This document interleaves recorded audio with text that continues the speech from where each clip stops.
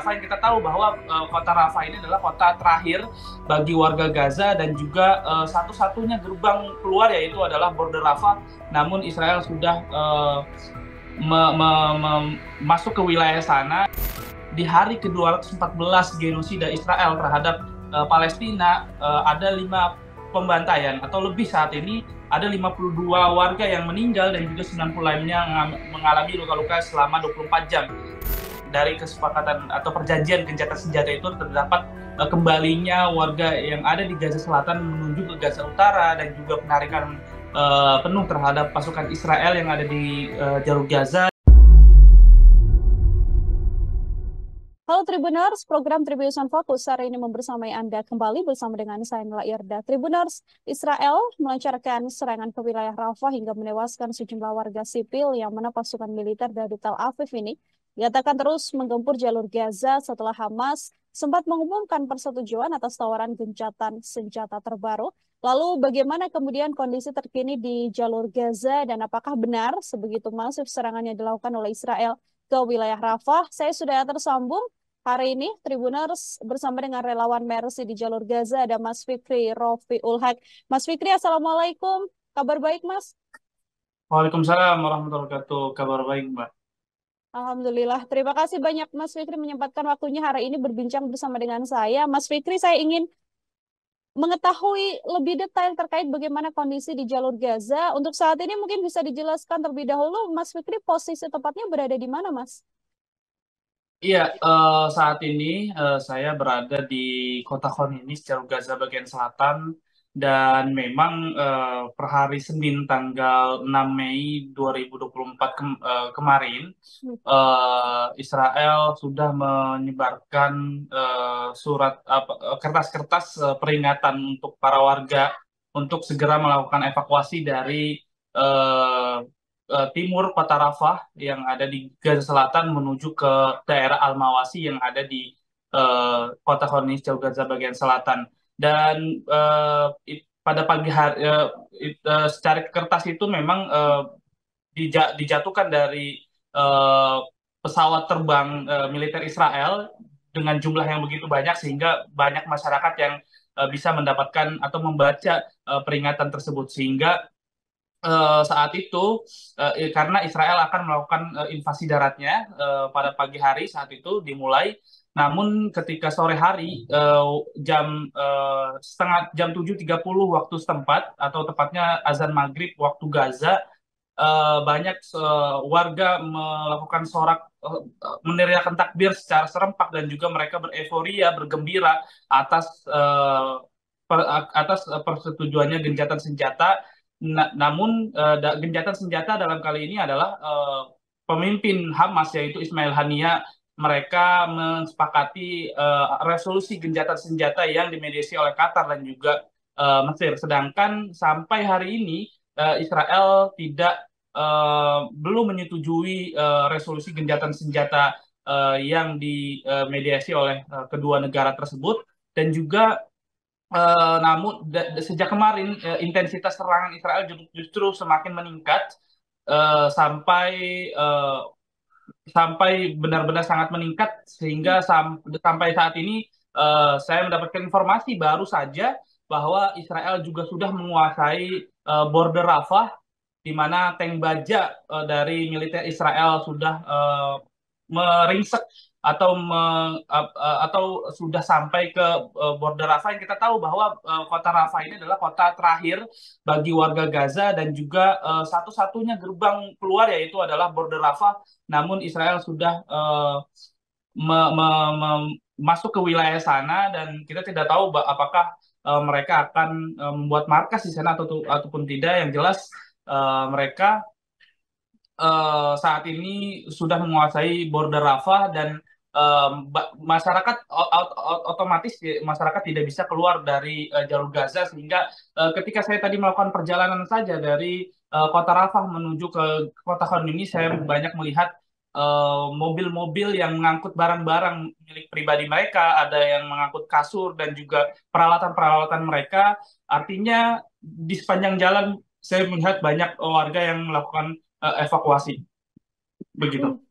Oke, artinya memang sejak adanya selebaran yang diberikan begitu ya oleh tentara militer Israel ini sore harinya dan sampai pagi ini serangan masih terus dilakukan ke wilayah Rafah seperti itu. Ini apakah kemudian warga yang berada di sekitar wilayah Rafah dari informasi yang Mas Fikri dapat sudah ada sebagian yang berhasil keluar atau berpindah ke tempat lain atau masih banyak juga warga yang juga masih tertahan di Rafah karena sudah didatangi oleh sejumlah pasukan militer dari Israel, Mas? Ya, kalau untuk secara detailnya mungkin saya tidak begitu mengetahui. Namun yang jelas karena ini serangan darat, mereka masuk melalui arah Rafah dan banyak warga yang kita lihat di media lokal pun banyak warga yang sudah melakukan evakuasi ke kota Khonis. Bahkan sampai saat ini juga masyarakat masih melakukan evakuasi. Artinya serangan darat memang sudah dimulai oleh pihak militer Israel, namun wilayahnya belum cukup luas dan juga masih wilayah-wilayah di perbatasan antara kota Rafah dan juga Israel. Hmm. Mungkin sedikit juga sebagai pengetahuan untuk Tribuners yang saat ini sedang menyaksikan Mas Fikri. Ini kan kota Rafah yang juga menjadi tempat pengungsian begitu ya oleh warga. Apakah kemudian di sekitaran Rafah ini masih ada lokasi aman juga yang kemudian bisa digunakan oleh warga atau warga memang harus berpindah ke satu tempat lain yang juga cukup aman untuk menghindari serangan dari militer Israel ini, Mas Fikri? Ya, kalau kita melihat pengalaman kami, relawan Mercy yang ada di Gaza Utara, di mana memang serangan darat justru lebih dahulu dilakukan di Gaza Utara. Saat itu ketika kita bertugas di Rumah Sakit Indonesia, dan saat itu pun kita tidak ingin melakukan evakuasi, namun dikarenakan tidak ada pergerakan yang bisa kita lakukan, baik kita mau mengambil bantuan-bantuan maupun dari tim medis tidak bisa melakukan aktivitas medisnya sehingga Rumah Sakit Indonesia yang saat itu dikosongkan sehingga eh, serangan darat sudah cukup meluas di Gaza Utara saat itu. Dan seperti itu kota Rafah pun sebenarnya memang tidak ada tempat aman dari sejak awal. Kota Rafah pun sudah dibombardir oleh pihak Israel. Kemudian per tanggal hari kemarin, Senin, tanggal 6 Mei 2024, memang intensitas serangan yang ada di kota Rafah itu meningkat. Bahkan data dari Kementerian Kesehatan Palestina mengatakan di hari ke-214 genosida Israel terhadap Palestina, ada 5 pembantaian atau lebih saat ini. Ada 52 warga yang meninggal dan juga 90 lainnya mengalami luka-luka selama 24 jam.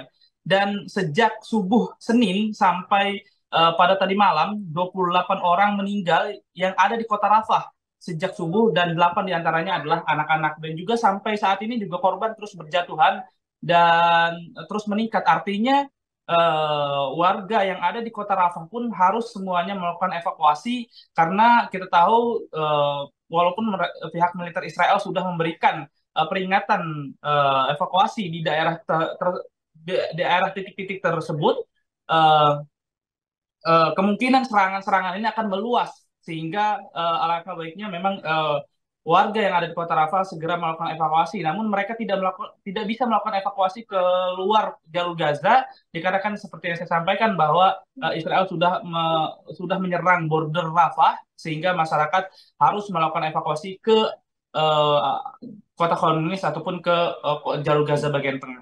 Hmm. Mas Fikri, untuk WNI sendiri atau mungkin relawan dari Mercy atau relawan yang berasal dari Indonesia, adakah yang kemudian berada di wilayah Rafah atau seluruhnya berada di satu titik yang sama dengan Mas Fikri? Ya, untuk saat ini jumlah WNI ada 12, termasuk Hmm. saya dan juga relawan Mercy dan saya dan juga Mas Reza yang saat itu bertugas di Rumah Sakit Indonesia yang ada di Gaza Utara dan ditambah lagi dengan 10 WNI lainnya di mana mereka adalah tim medis yang berhasil masuk dan mereka sebenarnya bertugas di tiga rumah sakit, yaitu di Rumah Sakit Abu Yusuf An-Najjar yang di Kota Rafah dan juga Rumah Sakit Al Hilal Imarati yang ada di Kota Rafah dan juga di Klinik Kali Sultan yang ada di Kota Rafah, Jalur Gaza bagian selatan. Namun karena kondisi yang cukup buruk sehingga mereka terpaksa menghentikan aktivitasnya. Mhm. Ini kan informasi terakhir yang diterima justru adanya kesepakatan dari pimpinan Hamas begitu ya, Mas Fikri, untuk kemudian adanya gencatan senjata. Namun di tengah situasi yang sedianya bisa melunak, ini justru Israel melayangkan serangan dan disasarkan ke wilayah Rafah. Adakah korban jiwa yang terjadi terkait serangan ini dari informasi yang Mas Fikri dapatkan?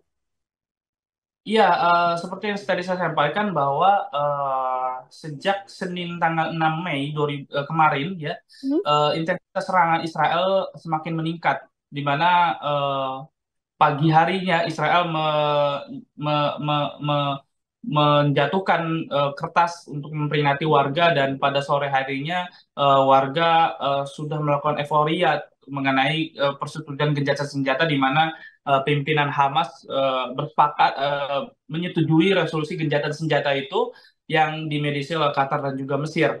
Dan sampai hari ini, pada hari Selasa tanggal 7 Mei ini memang eh, belum ada kabar baik dari Israel apakah mereka akan menyetujui resolusi gencatan senjata tersebut yang saat ini sedang didiskusikan.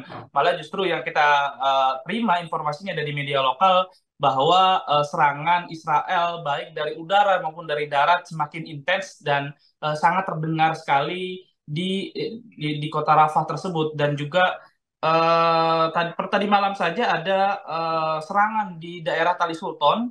Ya, ada seorang anak yang terkena serangan dari udara di daerah Tali Sultan yang ada di kota Rafah. Kemudian anak tersebut dibawa ke rumah sakit Kuwait yang ada di kota Rafah, Jalur Gaza bagian selatan. Dan sampai hari ini Israel masih melakukan penyerangan-penyerangan di kota Rafah tersebut. Mhm. Oke, setelah sebelumnya jalur Gaza yang digempur oleh pasukan militer Israel, ini artinya apakah kemudian serangan difokuskan oleh pasukan Israel dari informasi yang didapatkan Mas Fikri ke wilayah Rafah saja, atau sedianya wilayah-wilayah lain di luar Rafah juga masih terus diserang, Mas?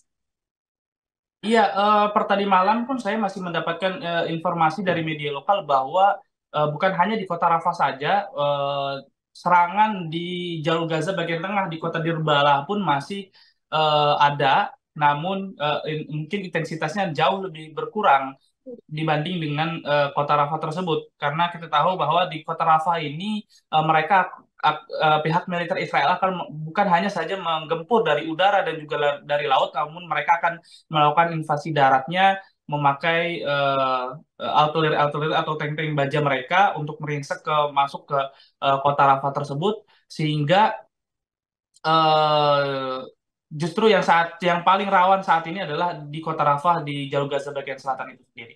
Mhm. Oke, ini juga karena serangan dari Israel yang masih terus intensif dilakukan di wilayah Rafah begitu ya, Mas Fikri, sehingga memang kondisinya saat ini bisa dikatakan cukup mencekam di wilayah Rafah sendiri. Mas Fikri, kalau dari pimpinan Hamas atau pemerintah setempat ini, adakah kemudian ada semacam misalkan diperingatkan pada warga agar menyelamatkan diri atau mengevakuasi diri dan sebagainya? Imbauannya seperti apa, Mas?